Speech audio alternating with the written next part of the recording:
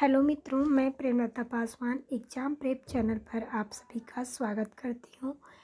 UP triple SC पेट question paper 2021 के साथ आज मैं उपस्थित हूँ। देखते हैं 2021 में किस प्रकार का पेपर आया था, इसको सॉल्व करें।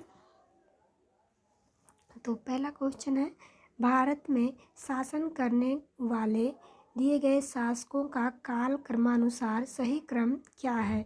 तो इसका सही ऑप्शन होगा ऑप्शन बी इसका सही आंसर होगा। निम्न में से कौन से संत शिवाजी के समकालीन थे? तो ऑप्शन ए जो है तुकाराम जो है शिवाजी के समकालीन थे। ओके, बंगाल के प्रथम गवर्नर जनरल कौन थे? बंगाल के प्रथम गवर्नर जनरल कौन थे? ऑप्शन है बी लॉर्ड वारेन हेस्टिंग्स जो थे वो बंगाल के प्रथम गवर्नर जनरल थे। चरक संहिता किससे संबंधित है? चरक संहिता किससे संबंधित है? चरक संहिता जो है चिकित्सा से संबंधित है। चरक संहिता चिकित्सा से संबंधित है। अगला है, निम्न में से कौन सा जोड़ा सही सुमेलित नहीं है? निम्न में से कौन सा जोड़ा सही नहीं है? ठीक है ना, तो इसका सही ऑप्शन है ऑप्शन डी जो है इसका सही आंसर है। अगला देखते हैं, निम्न में से किसे भारत के ग्रैंड ओल्ड मैन के नाम से जाना जाता है? निम्न में से किसे भारत के ग्रैंड ओल्ड मैन के नाम से जाना जाता है? तो इसका सही आंसर है आंसर ए दादा भाई नौरोजी। अगला प्रश्न है, सन 1915-16 में किसके नेतृत्व में 2 होम रूल लीग शुरू हुई? तो इसका सही ऑप्शन है ऑप्शन ए एनी बेसेंट और लोकमान्य तिलक के नेतृत्व में 1915-16 में जो है 2 होम रूल लीग शुरू हुई। ओके, अगला है, निम्न का मिलान करें। ब्रह्म समाज, रामकृष्ण मिशन, आर्य समाज, सत्यशोधक समाज। तो ब्रह्म समाज राजा राम मोहन राय, रामकृष्ण मिशन स्वामी विवेकानंद, आर्य समाज दयानंद सरस्वती, सत्यशोधक समाज ज्योतिबा फूले। इस तरीके से इसका सही ऑप्शन होगा ऑप्शन सी। इसका सही ऑप्शन होगा ऑप्शन सी। अगला है, करो या मरो का नारा किसने दिया? तो इसका सही ऑप्शन है ऑप्शन डी महात्मा गांधी। करो या मरो का नारा किसने दिया? महात्मा गांधी ने दिया। ओके, अगला देख, जब सुभाष चंद्र बोस ने भारतीय राष्ट्रीय कांग्रेस के अध्यक्ष पद से इस्तीफा दिया तो इस पद का प्रस्ताव किसे दिया गया? इसका सही ऑप्शन है डॉक्टर राजेंद्र प्रसाद को। जब सुभाष चंद्र बोस ने भारतीय राष्ट्रीय कांग्रेस के अध्यक्ष पद से इस्तीफा दिया तो इस पद का प्रस्ताव किसे दिया गया? तो डॉक्टर राजेंद्र प्रसाद जी को दिया गया। ऑप्शन सी इसका करेक्ट आंसर होगा। ओके, सलालपन बिजली परियोजना किस नदी पर स्थित है? सलालपन बिजली परियोजना किस नदी पर स्थित है? तो इसका सही ऑप्शन होगा ऑप्शन सी चिनाब नदी पर जो है सलालपन बिजली परियोजना स्थित है। अगला है, वसंत विषुव क्या होता है? वसंत विषुव क्या होता है? तो इसका सही आंसर है ऑप्शन ए 21 मार्च में वसंत विषुव होता है। अगला देखते हैं, राजस्थान में खेतड़ी परियोजना किससे संबंधित? राजस्थान में खेतड़ी परियोजना किससे संबंधित किसके लिए प्रसिद्ध है? तो ये जो है तांबा के लिए प्रसिद्ध है। ओके, ये तांबा के लिए प्रसिद्ध है। अगला देखते हैं, काजीरंगा राष्ट्रीय उद्यान स्थित है मध्य प्रदेश, आसाम, पश्चिमी बंगाल और केरल। तो काजीरंगा राष्ट्रीय उद्यान आसाम में स्थित है। इसका सही ऑप्शन होगा ऑप्शन बी। निम्नलिखित में से कौन सी हिमालयी नदी तंत्र की नदियां हैं? तो इसका सही ऑप्शन होगा ऑप्शन बी। ओके, ये गंगा और ब्रह्मपुत्र जो हैं हिमालयी नदी तंत्र की नदियां हैं। अगला है बैंक दर का अर्थ होता है। बैंक दर का अर्थ होता है ऑप्शन डी, देश के केंद्रीय बैंक द्वारा ली जाने वाली आधिकारिक ब्याज दर। ठीक है, यदि आरबीआई नकद कोषानुपात को घटा दे तो साख सर्जन पर क्या असर होगा? क्या असर होगा? साख सर्जन पर क्या असर होगा? तो साख सर्जन जो है बढ़ जाएगी। ठीक है, अगला देखते हैं। इनमें से किस प्रकार की अर्थव्यवस्था में संसाधनों पर निजी अधिकार होते हैं और आर्थिक गतिविधियों का मुख्य उद्देश्य लाभ अर्जित करना होता है? तो ये होता है इस प्रकार की पूंजीवादी अर्थव्यवस्था जो होती है उनका जो अर्थव्यवस्था के संसाधनों में अधिकार होता है वो निजी होता है और आर्थिक गतिविधियों का मुख्य उद्देश्य जो है इनका लाभ कमाना होता है। ठीक है, अगला देखते हैं। 100 रुपये का नोट किसके द्वारा हस्ताक्षरित हो? तो इसका सही ऑप्शन है ऑप्शन ए, आरबीआई गवर्नर। 100 रुपये का नोट किसके द्वारा हस्तांतरित होता है? आरबीआई गवर्नर के द्वारा हस्ताक्षरित होता है। अगला क्वेश्चन है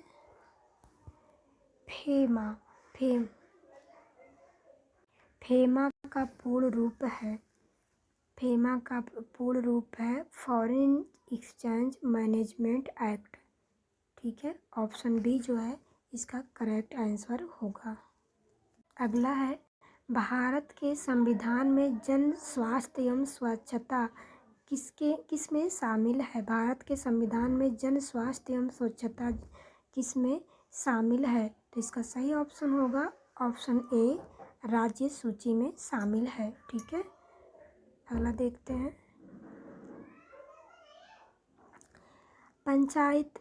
भारत में पंचायती राज व्यवस्था इसके अंतर्गत रखी गई है? तो ऑप्शन सी, राज्य नीति निर्देशक तत्व के अंतर्गत रखी गई है। ठीक है, अगला देखते हैं।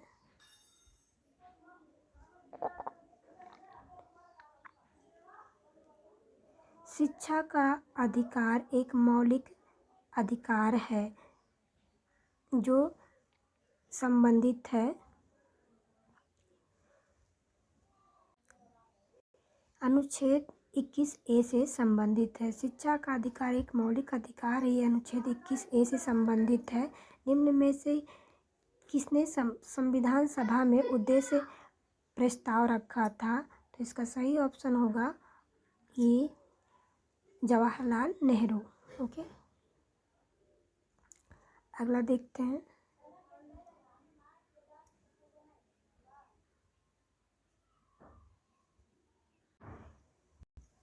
भारतीय संविधान के किस अनुच्छेद में अल्पसंख्यकों के हित निहित हैं? अनुच्छेद 29 के अंतर्गत अल्पसंख्यकों के हित इसमें निहित हैं।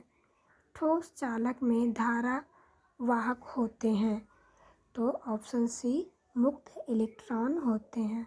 ठोस चालक में धारा वाहक होते हैं मुक्त इलेक्ट्रॉन। ओके, इसके बाद अगला क्वेश्चन है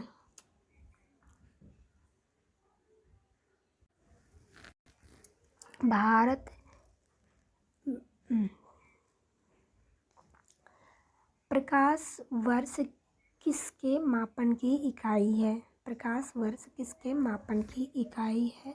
ऑप्शन सी, एक वर्ष में निर्यात में प्रकाश द्वारा चली गई दूरी की।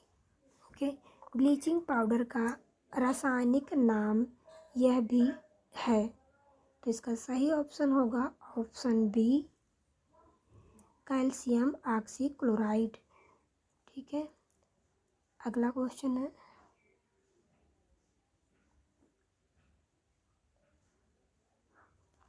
18 कैरेट सोने में खरे सोने का प्रतिशत होता है? 18 कैरेट सोने में खरे सोने का प्रतिशत होता है? Option B 75%। संतरे में बहुतायत में होता है, तो इसका सही ऑप्शन है option A vitamin C. Okay, इसके बाद में ये क्वेश्चन दिया हुआ है under root question mark by 196 equal इतना करके दिया है। तो इसको क्या करेंगे हम, इस यहाँ जहाँ क्वेश्चन मार्क है वहाँ पे एक्स रख के इसको सॉल्व करेंगे। तो इसका सही ऑप्शन होगा ऑप्शन सी 324। ओके, 21 का जो सही ऑप्शन होगा ऑप्शन सी होगा। अगला देखते हैं। अगला ये वाला क्वेश्चन है, ये मैथमेटिकल क्वेश्चन है। इसको बाद में सारे जितने मैथ्स में 2-3 पेपर में आएंगे 21-22 वाले में, उसको मैं सॉल्व करा दूंगी मैथ वाला क्वेश्चन नेक्स्ट वीडियो में। तो इसमें मैं इसके ऑप्शन सिर्फ मैं टिक कर रही हूँ कौन सा इसमें सही है। तो इसमें कौन सा फार्मूला लगेगा, इसमें a cube plus b cube ऊपर हो जाएगा और बटे यहाँ पे हो जाएगा a square plus b square minus a b. इस तरीके से इसका फार्मूला लगेगा, इसको सॉल्व करेंगे तो इसका जो आंसर आएगा वो आएगा 1000। इसका आंसर आएगा। ठीक है, इसके बाद ये अगला है, इसको जब सॉल्व करेंगे तो इसका आंसर ये बी वाला आंसर इसका आएगा। इसको परिमेयीकरण के नियम से सॉल्व करेंगे तो इसका जो ऑप्शन होगा ऑप्शन बी होगा। इसके बाद में इसको टी और ये वाला क्वेश्चन जो हम सॉल्व करेंगे तो इसका सही ऑप्शन होगा ये ऑप्शन डी 16% जो है घट जाएगी। टीवी सेट का मूल्य 30% घटाने पर उसकी बिक्री जो है 20% बढ़ गई तो दुकानदार की आय पर क्या प्रभाव पड़ेगा? दुकानदार की आय जो है 16% घट जाएगी। इसको सॉल्व करेंगे तो मैं इसको सॉल्व कराऊंगी नेक्स्ट वीडियो में। अगला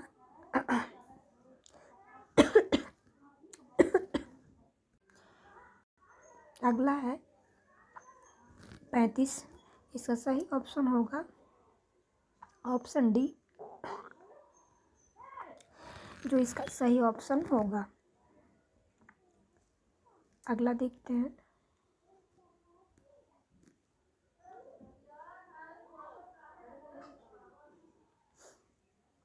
एकल का विलोम क्या होगा? एकल का विलोम बहुल होगा। दर्प का पर्यायवाची क्या होगा? ओके, दर्प का जो पर्यायवाची होगा वो होगा बी अहंकार। दर्प का पर्याय अहंकार होगा। मन को हारने वाला वाक्य के लिए दिए गए विकल्प में से एक शब्द चुनिए। मन को हारने वाला मनोहर कहलाएगा। गागर में सागर भरने का मतलब होता है थोड़े में बहुत कहना, ऑप्शन बी हो जाएगा। शुद्ध वर्तनी का चयन करिए, तो इसका ऑप्शन होगा महत्वाकांक्षा, ऑप्शन सी। ओके, इसके बाद में ये पैसेज दिया गया है नीचे, इसको पढ़ना है। इसके बाद में इधर आंसर देना है। ओके, तो पंडित नेहरू एंजॉयड, पहला है ए मेनी साइडेड पर्सनालिटी मीन्स, तो इसका सही आंसर होगा ऑप्शन सी। पैसेज में जो दिया होगा उसी के अनुसार इसका ऑप्शन होगा। तो इसका आंसर होगा सी पंडित नेहरू एंजॉयड। तो इसका सही ऑप्शन होगा ऑप्शन डी, जो है doing all these and much more. इसके बाद में अगला है 43। इसका सही आंसर होगा ऑप्शन सी। ओके, इसके बाद में चौथा है 44 नंबर है और 44 नंबर का सही ऑप्शन होगा ऑप्शन सी। और उसी तरीके से 45 का ऑप्शन होगा सी और 46 का जो ऑप्शन होगा वो भी होगा सी।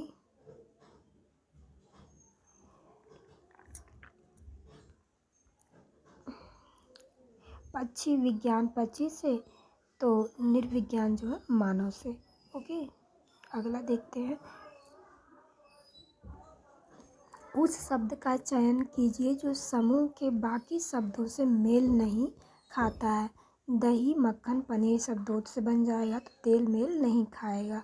इसी तरीके से ये इधर रीजनिंग का क्वेश्चन सब आ गया है। इसको हम सॉल्व करेंगे। इस कूट भाषा में जो दिया हुआ उसको हम सॉल्व करेंगे इसके अनुसार। तो इसका जो सही ऑप्शन होगा वो ऑप्शन बी होगा। इसका सही ऑप्शन होगा ऑप्शन ए, PQJDOV। तो 48 का जो सही आंसर होगा ए। इसको सॉल्व करेंगे तो हम इसको भी सॉल्व, रीजनिंग और मैथ हम अलग से सॉल्व करा देंगे नेक्स्ट वीडियो में। अगला देखते हैं। रीता की ओर इशारा करते हुए निखिल कहता, मैं उनकी माँ के पुत्र का इकलौता पुत्र हूँ। और रीता निखिल से किस प्रकार संबंधित है? तो इसका सही ऑप्शन होगा ऑप्शन ए, उसकी बुआ। ओके, इसके बाद अगला देखते हैं। यदि किसी वर्ष में 25 अगस्त तो गुरुवार है तो उस महीने में सोमवार की कितनी संख्या होगी? तो सोमवार की संख्या 5 होगी। इसके बाद नेक्स्ट, निम्न में से किस शहर में लाइट हाउस परियोजना का क्रियान्वयन नहीं हुआ है? तो इसका सही ऑप्शन होगा ऑप्शन डी, पटना। पटना में नहीं हुआ है। Okay, option D Patna. इसके बाद में अगला है, कौन सी भारतीय दूरसंचार कंपनी विश्व की 5वीं सबसे मजबूत ब्रांड है? तो ये हो जाएगा रिलायंस जियो, ऑप्शन ए, रिलायंस जियो। इसके बाद में तीसरा है बोल्ड, 53वां नंबर है। बोल्ड परियोजना हाल ही में भारत के किस राज्य में शुरू की गई है? तो इसका सही ऑप्शन होगा ऑप्शन ए, राजस्थान। और इसी तरीके से नेक्स्ट, संयुक्त राज्य की कोवैक्स योजना के अंतर्गत कोविड-19 की मुफ्त वैक्सीन पाने वाला पहला देश कौन सा है? तो इसका सही ऑप्शन होगा ऑप्शन ए, घाना। घाना जो है कोविड-19 की मुफ्त वैक्सीन पाने वाला पहला देश है कोवैक्स योजना के अंतर्गत। इसके बाद अगला देखते हैं। अंतरिक्ष में जाने वाली भारतीय मूल की दूसरी अमेरिकी महिला अंतरिक्ष यात्री कौन है? तो ये हो गई शिरीषा बांदला, यानी ऑप्शन ए जो है इसका सही आंसर होगा ऑप्शन ए।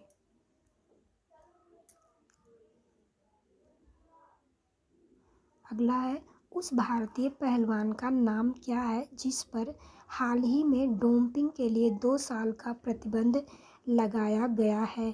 तो इसका सही ऑप्शन है ऑप्शन बी, सुमित मलिक। सुमित मलिक पर जो है 2 वर्ष का बैन लगा दिया गया है। इसके बाद में अगला है, भारत का वह कौन सा प्रथम राज्य है जहां एंड ई कैबिनेट प्रणाली लागू की गई है? तो इसका सही ऑप्शन होगा ऑप्शन बी, हिमाचल प्रदेश। इसके बाद अगला है, किस भारतीय मंत्रालय द्वारा हाल ही में 2019-20 के लिए UDISE शुरू किया गया है? तो इसका सही ऑप्शन होगा ऑप्शन बी, शिक्षा मंत्रालय, मिनिस्ट्री ऑफ एजुकेशन। ओके, अगला देखते हैं। स्मार्टफोन निर्माता वीवो ने किस क्रिकेट खिलाड़ी को अपना ब्रांड एम्बेसडर नियुक्त किया है? तो इसका सही ऑप्शन होगा ऑप्शन ए विराट कोहली को।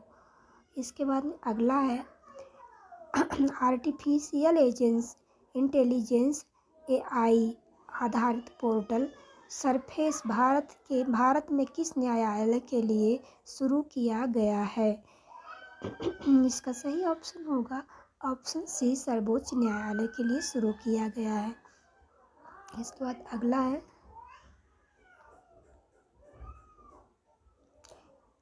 कितने भारतीय राज्य नेपाल से सीमा साझा करते हैं?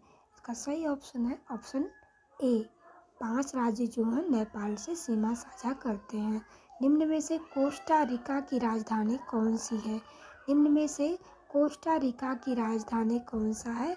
तो सान जोस जो है कोस्टा रिका की राजधानी है सान जोस। ओके, अगला देखते हैं केंद्र शासित प्रदेश लक्षद्वीप की आधिकारिक भाषा निम्न में से क्या है?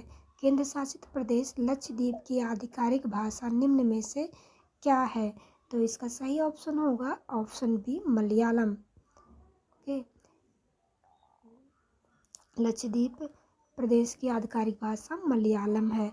भारत के संविधान के अनुसार लोकसभा के सदस्यों की अधिकतम संख्या क्या है? तो इसका सही ऑप्शन है ऑप्शन डी 552। ओके,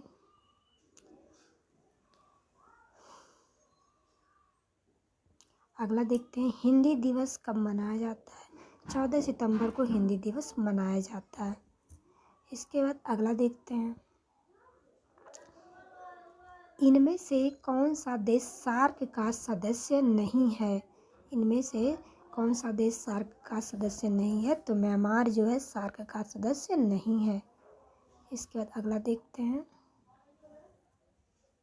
निम्न में से किस स्थान पर अजंता एलोरा की गुफाएं स्थित हैं? तो इसका ऑप्शन होगा ऑप्शन सी औरंगाबाद में जो है अजंता एलोरा की गुफाएं स्थित हैं।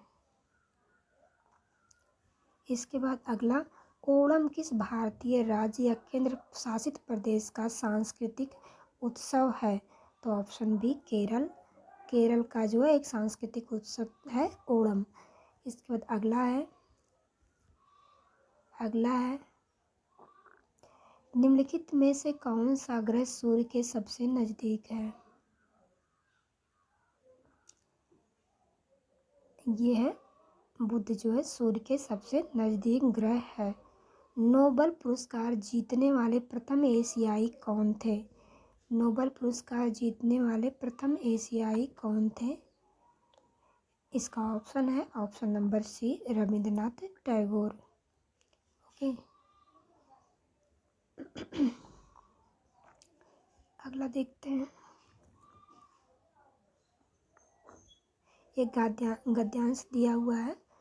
अब इसको पढ़ने के बाद हमें इसका आंसर देना। विश्व में शांति क्यों आवश्यक है?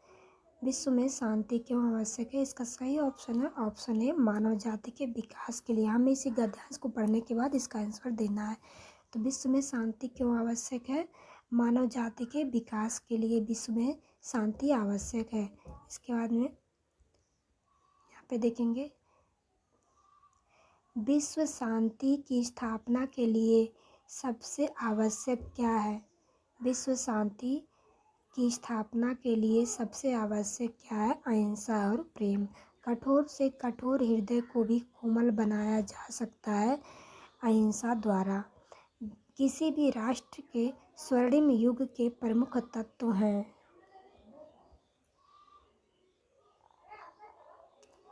किसी भी राष्ट्र के स्वर्णिम युग के प्रमुख जो तत्व हैं वो ऑप्शन है डी शांति सुख और रचनात्मक कार्य। नितांत शब्द का उपयुक्त पर्याय है? ऑप्शन बी बिल्कुल। नितांत का बिल्कुल। नितांत का पर्यायवाची बिल्कुल होगा। या यहाँ पे गद्यांश दिया गया है इसको पढ़ने के बाद फिर इधर हमको आंसर देना है। विज्ञान मानव की सबसे बड़ी शक्ति इसीलिए कही गई है क्योंकि इसके बल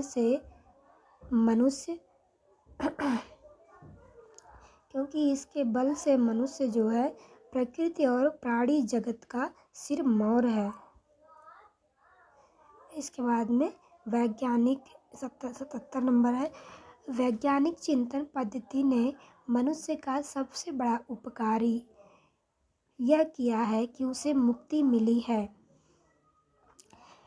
भ्रमपूर्ण रूढ़िवादी विचारधारा से उसे मुक्ति मिली है। ओके, इसके बाद में अगला क्वेश्चन है हस्तामलक शब्द से अभिप्रेत है। ऑप्शन डी स्पष्ट और अनायास बोधगम्य। इसका सही आंसर होगा डी जो है हस्तामलक शब्द से अभिप्रेत है, डी का। और वैज्ञानिक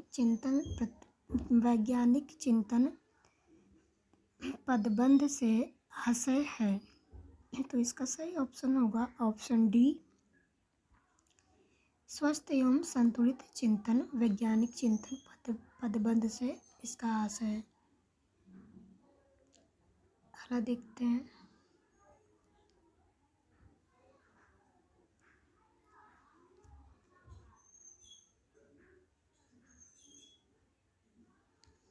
अगला है प्रश्न दिए गए ग्राफ पर आधारित है, इसका उत्तर दें। तो ग्राफ में एक परीक्षा में 7 छात्रों के इतिहास और भूगोल के अंकों का अनुपात दर्शाया गया है।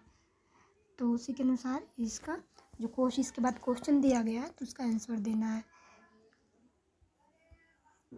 यहाँ पर ये छात्र हैं 1 2 3 4 5 6 7, इतिहास और भूगोल का ही अनुपात दिया गया है, ठीक है।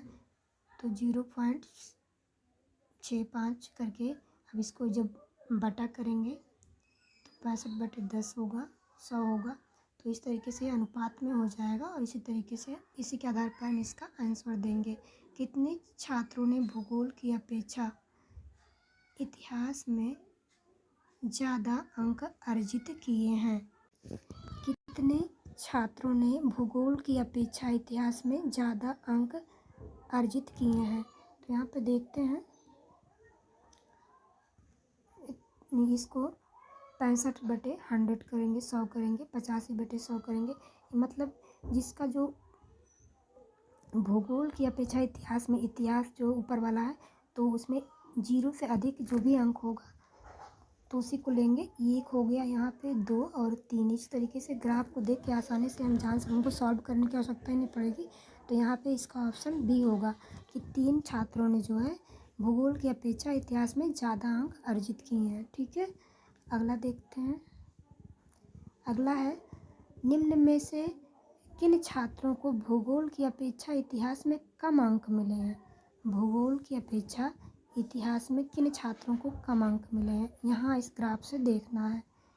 तो हम ग्राफ देखकर आसानी से बता सकते हैं एक कि भूगोल की अपेक्षा इतिहास में कम अंक इनको मिला है, इनको मिला है, इनको मिला है और इनको मिला है। तो इस तरीके से 1 2 3 और ये 6, 1 2 3 और 6 यानी ऑप्शन बी जो है इसका करेक्ट आंसर होगा, जिसमें इतिहास भूगोल की अपेक्षा इतिहास में कम अंक मिला है इन छात्रों को। अगला देखते हैं। भूगोल में छात्र 3 से 4 के मध्य अंक की प्रतिशत बढ़त है। भूगोल में छात्र 3 से 4 के मध्य अंक की प्रतिशत बढ़त है। ऑप्शन डी इसका सही आंसर होगा।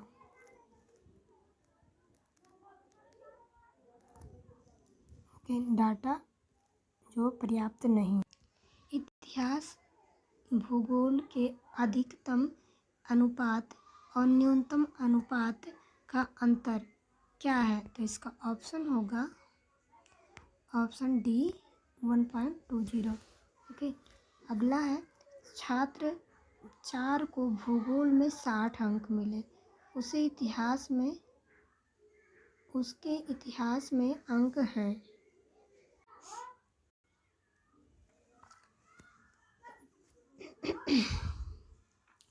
छात्र 4 को भूगोल में 60 अंक मिले तो उसके इतिहास में अंक कितने हैं?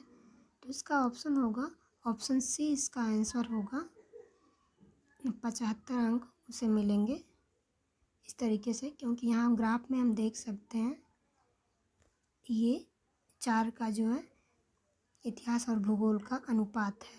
तो यहाँ ऊपर 125 हो जाएगा, नीचे 100 हो जाएगा।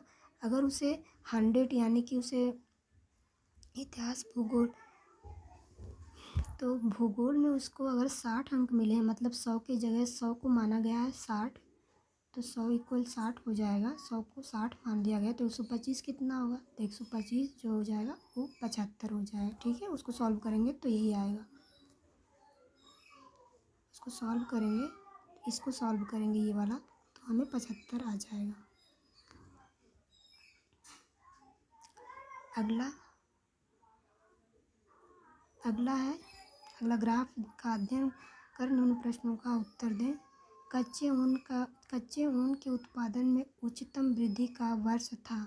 इसको देख करके हमें आंसर देना है। इसको ग्राफ देखने से ही पता चल रहा है, इसको जल्दी इसको टिक करते चले जाएंगे। इसका ऑप्शन सी होगा।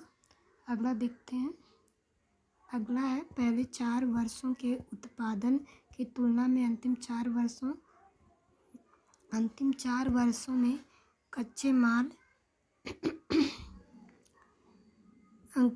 कच्चे ऊन का उत्पादन कितने प्रतिशत बढ़ गया? इसका ऑप्शन बी होगा। ग्राफ से हम इसको सॉल्व कर लेंगे और इसका ऑप्शन बी होगा 22.2। ओके, इसके बाद में अगला देखते हैं। 8 वर्षों के दौरान औसत उत्पादन था। 8 वर्षों के दौरान औसत उत्पादन इसका 62.5 MT था। ओके, अगला देखते हैं। उत्पादन में पिछले वर्ष की तुलना में अधिकतम प्रतिशत घटत किस वर्ष दर्ज की गई है? तो ग्राफ को देखने से पता चलता है कि इसका ऑप्शन जो होगा 18-19 में जो घटत 18-19 में दर्ज की गई है। ऑप्शन ए इसका सही आंसर होगा। इसके बाद अगला देखते हैं। 2014-15 में कच्चे ऊन का उत्पादन 19-20 के उत्पादन का था। तो 14-15 ग्राफ के अनुसार हम इसको देख लेंगे। 2014-15 में कच्चे ऊन का उत्पादन 19-20 के उत्पादन का था 3/4। Option D. अगला देखते हैं। अगला भी ग्राफ दिया गया है। तालिका के आधार पर निम्नलिखित प्रश्नों के उत्तर दीजिए। 5 सेल्समैन द्वारा अर्जित वार्षिक मशीन। ये सेल्समैन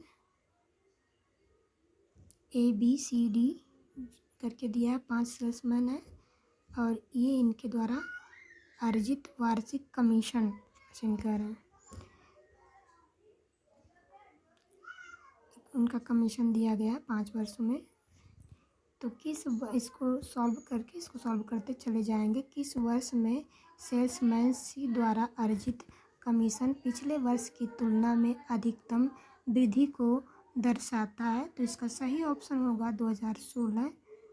इसको सॉल्व करेंगे तो सॉल्व हो जाएगा बहुत आसानी से। ग्राफ बहुत ही आसान होता है। तो वर्ष 2018 में B का कमीशन 5 सेल्समैनों के उसी वर्ष के कुल कमीशन का लगभग कितने प्रतिशत था? तो इसका सही ऑप्शन होगा ऑप्शन ए। Option A 19.05। निम्न किस सेल्समैन का 2018 में कमीशन 15 की तुलना में उच्चतम वृद्धि दर्शाता है? इसका सही ऑप्शन होगा ऑप्शन डी। ऑप्शन डी इसका सही आंसर होगा। अगला देखते हैं। अगला है निम्न में से किस वर्ष में किसी भी सेल्समैन द्वारा अर्जित उच्चतम और न्यूनतम कमीशन का अंतर अधिकतम है? उच्चतम और न्यूनतम कमीशन का अंतर अधिकतम है, तो इसका सही ऑप्शन होगा ऑप्शन सी।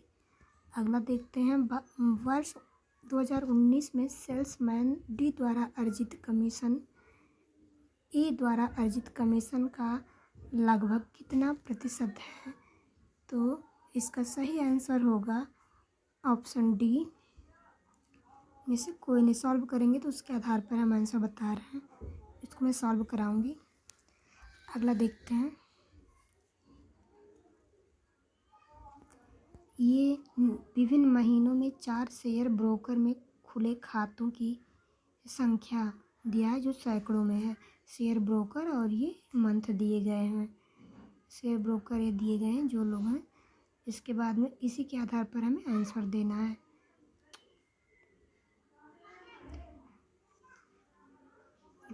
निम्नलिखित में से किस महीने में खुले खातों की संख्या की औसत महत्तम है, तो उस ग्राफ के अनुसार जो सॉल्व करने पर आंसर आया है, तो उसका आंसर होगा ऑप्शन बी, सितंबर। ओके, अगला देखते हैं, अगस्त में खुले खातों की संख्या जून में खुले खातों की संख्या से लगभग कितने प्रतिशत कम या ज़्यादा थी, तो इसका सही ऑप्शन होगा ऑप्शन बी। इसको सॉल्व करेंगे तो इसका ऑप्शन बी आएगा। मई से सितंबर तक एंजल में खुले खातों की संख्या से ज़ीरोधा में खुले खातों की संख्या का अनुपात क्या है, इसका सही ऑप्शन होगा ऑप्शन डी। अगला देखते हैं, किस शेयर ब्रोकर में खुले खातों की औसत संख्या महत्तम है, तो इसका सही ऑप्शन होगा ऑप्शन सी, ट्रेडबुल में खुले खातों की संख्या का औसत शेर खां में खुले खातों की संख्या के औसत का लगभग कितने प्रतिशत कम या ज़्यादा था, तो इसका सही ऑप्शन होगा ऑप्शन ए। ठीक है ना, 57.82% कम या ज़्यादा था। ओके, ये रहा 2021 का पेपर फर्स्ट शिफ्ट का। मिलते हैं नेक्स्ट वीडियो में और भी बैक पेपर के साथ में, और साथ में जो भी मैथमेटिक और रीजनिंग के इसमें क्वेश्चन है, मैं उसको पूरा सॉल्व कराने की पूरी कोशिश करूँगी। तो मिलते हैं नेक्स्ट वीडियो में। अगर आप लोगों के लिए ज़रा भी मेरा वीडियो लाभदायक रहा हो तो प्लीज़ चैनल को सब्सक्राइब करना ना भूलें, और वीडियो को लाइक करें, अपने दोस्तों के साथ शेयर ज़रूर करें। मिलते हैं नेक्स्ट वीडियो में। नमस्कार।